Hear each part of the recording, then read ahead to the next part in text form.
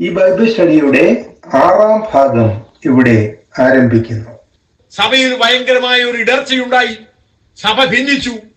അനേകർ പല സ്ഥലങ്ങളിലേക്ക് ഓടിപ്പോയി. അപ്പോസ്തലന്മാരും അതുപോലെ കുറെ വിശ്വാസികളും മാത്രമേ യെരുശലേമിൽ ശേഷിച്ചുള്ളൂ. സാധാരണക്കാരായ വിശ്വാസികളെല്ലാം ചിതറിപ്പോയി. പക്ഷേ സാത്താൻ വിചാരിച്ച ഫലമല്ല അവിടെ ഉണ്ടായത്. ചിതറിപ്പോയവരെല്ലാം ഓരോ സ്ഥലങ്ങളിലും സുവിശേഷം പ്രസംഗിച്ചു. അങ്ങനെ എത്യോപ്യക്കാരൻ ഷണ്ഡൻ സ്നാനപ്പെട്ടു. ശമരിയായിലുള്ളവർ ദൈവവചനം കേൾക്കാനിടയായി. അങ്ങനെ പല സ്ഥലങ്ങളിലും അവർ ചെന്ന ഓരോ പ്രദേശങ്ങളിലും ക്രിസ്ത്യാനികൾ ദൈവവചനം പറയുകയും അനേകർ ക്രിസ്തുവിന്റെ പിന്നാലെ ഇറങ്ങുകയും ചെയ്തു. എങ്കിലും സാത്താൻ മടുത്തില്ല. ഹേരോദോസിനെ കയ്യിലെടുത്തു. അവനെ കൊണ്ട് യാക്കോബിനെ കൊല്ലിച്ചു.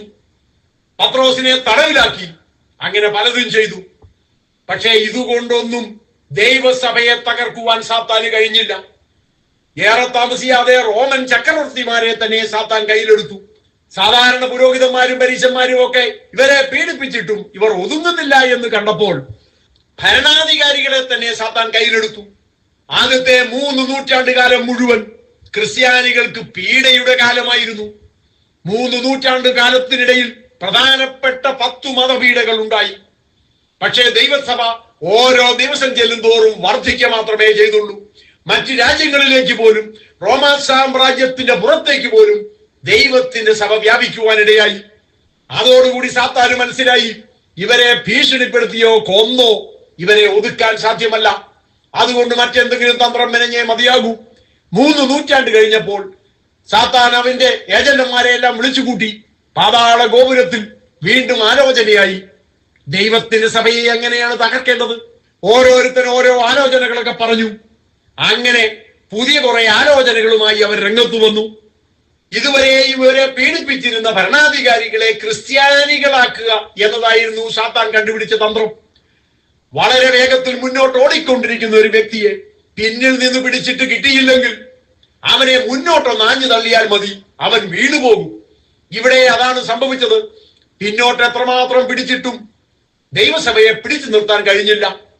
പിമ്പിലുള്ളതിനെ മറന്നുകൊണ്ട് മുമ്പിലുള്ള പരമവിളിയുടെ ലാക്കിലേക്ക് ദൈവജനങ്ങൾ ഓടുകയായിരുന്നു. അവരെ പിടിച്ചു നിർത്താൻ കഴിഞ്ഞില്ല. അതുകൊണ്ട് സാത്താൻ അവരെ ആഞ്ഞൊന്ന് തള്ളി മുന്നോട്ട്. കുറെ പേരെങ്കിലും വീണുപോയി. സാത്താൻ വലിയൊരളവ് വിജയിക്കുകയും ചെയ്തു. റോമാ ചക്രവർത്തിയായ കോൺസ്റ്റന്റൈൻ ക്രിസ്തുമതം സ്വീകരിച്ചു. ക്രിസ്തുമതത്തെ രാജകീയ മതമായി പ്രഖ്യാപിച്ചു. സാത്താന്റെ തന്ത്രം ഫലിച്ചു.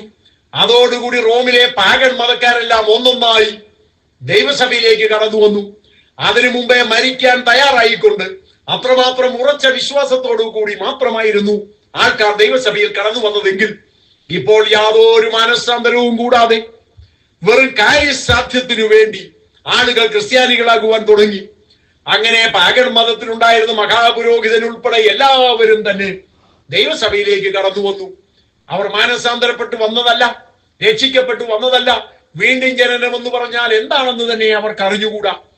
പക്ഷേ പുറമേ നോക്കുമ്പോൾ അവർ ക്രിസ്ത്യാനികളാണ്, മാമോദീസ സ്വീകരിച്ചവരാണ്. അങ്ങനെ 4ാം നൂറ്റാണ്ടിൽ പാഗൺ മതത്തിൽ നിന്നും കൂട്ടത്തോടെ ആളുകൾ ക്രിസ്തുമതത്തിലേക്ക് ചേക്കേറിയതോടെ ക്രിസ്തുമതം ദുഷിക്കാനിടയായി. പാഗൺ മതത്തിന്റെ ഒരു വകഭേദമായി ക്രിസ്തുമതം മാറുവാനിടയായി. പാഗൺ മതത്തിലെ ദൈവങ്ങളെല്ലാം ക്രിസ്തുമതത്തിൽ കടന്നുകൂടി. ബാൽദേവൻ എന്നും ഒസീറിയസ് എന്നും ഒക്കെ മറ്റു പല ദേശങ്ങളിലും വിളിക്കപ്പെട്ടിരുന്ന ദേവൻ റോമാക്കാരുടെ ദേവൻ. ആ ദേവനെ പിടിച്ച് പിന്നീട് യേശു ക്രിസ്തുവാക്കി. ആ ദേവന്റെ അമ്മയെ പിടിച്ച് സെമീറാമീസ് എന്ന് അവർ ആരാധിച്ചിരുന്ന ആ ദേവിയെ പിടിച്ച് കന്യാമറിയം എന്ന പേരിലാക്കി. അങ്ങനെ പാഗൺ മതത്തിലെ ഓരോരോ ദൈവങ്ങളെയും ക്രിസ്തു മതത്തിലെ ദൈവങ്ങളാക്കി മാറ്റി. പാഗൺ മതത്തിലെ വിഗ്രഹങ്ങൾ കൊണ്ടുവന്ന് വിഗ്രഹ വണക്കം, ആരാധന എന്നുള്ള പേരങ്ങ് മാറ്റി. എന്നിട്ട് വിഗ്രഹ വണക്കമെന്നും പറഞ്ഞ് വിഗ്രഹങ്ങൾ വെച്ച് ഇവരെ വണങ്ങാൻ തുടങ്ങി. കന്യാമറിയത്തിന് ദൈവജനത്തിനില്ലാത്ത സ്ഥാനങ്ങളൊക്കെ കൊടുത്തു. ആകാശരാജ്ഞിയാക്കി, ദൈവത്തിന്റെ അമ്മയാക്കി. പിതാവായ ദൈവത്തോട് യേശുവിന്റെ നാമത്തിൽ പ്രാർത്ഥിക്കുന്നതിന് പകരമായിട്ട് കന്യാമറിയത്തിലൂടെ പ്രാർത്ഥിക്കാൻ തുടങ്ങി. കന്യാമറിയത്തോട് തന്നെ പ്രാർത്ഥിക്കാൻ തുടങ്ങി. വിശുദ്ധന്മാരോട് പ്രാർത്ഥിക്കാൻ തുടങ്ങി. മരിച്ചവരോട് പ്രാർത്ഥിക്കാനും മരിച്ചവർക്ക് വേണ്ടി പ്രാർത്ഥിക്കുവാനും തുടങ്ങി. ദൈവത്തിന്റെ സഭ പാഗൺ മതത്തിന്റെ മറ്റൊരു പതിപ്പായി മാറി.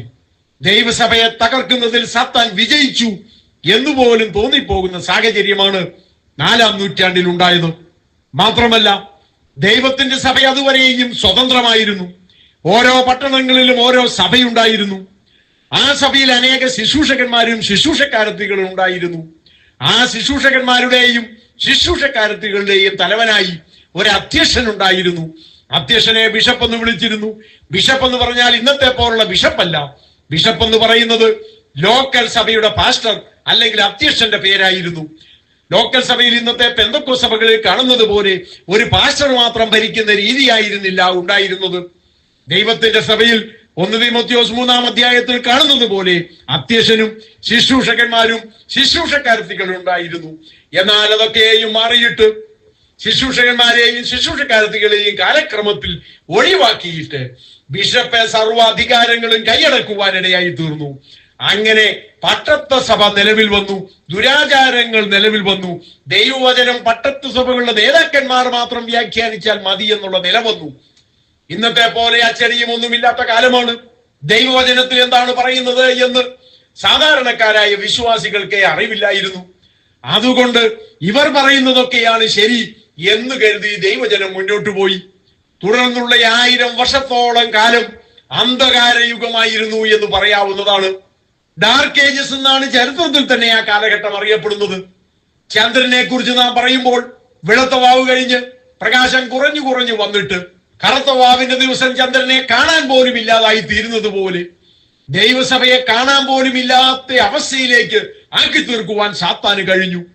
എന്നാൽ പാതാള ഗോപുരങ്ങൾ ദൈവത്തിന്റെ സഭയെ ജയിക്കയില്ല എന്ന് കർത്താവ് പറഞ്ഞ വാഗ്ദത്തം കർത്താവ് നിറവേറ്റി. 14-15 നൂറ്റാണ്ടായപ്പോഴേക്കും കാലത്തിന് മാറ്റമുണ്ടായി. അച്ചടി യന്ത്രം കണ്ടുപിടിക്കപ്പെട്ടു. ബൈബിൾ അച്ചടിച്ച് പുറത്തിറങ്ങി. സാധാരണക്കാരായ ആൾക്കാർക്കും ബൈബിൾ വായിക്കാമെന്നുള്ള നില വന്നു. മാത്രമല്ല ബൈബിൾ സാധാരണക്കാരന്റെ ഭാഷയിലേക്ക് പലയിടത്തും തർജ്ജമ ചെയ്യപ്പെട്ടു. ബൈബിൾ തർജ്ജമ ചെയ്തതിന് മാത്രം പലരെയും സാത്താന്റെ ആൾക്കാർ കൊല്ലുകയുണ്ടായി. ബൈബിൾ വായിച്ചതിന് മാത്രം ആയിരക്കണക്കിന് ആൾക്കാർ കൊല്ലപ്പെടുകയുണ്ടായി.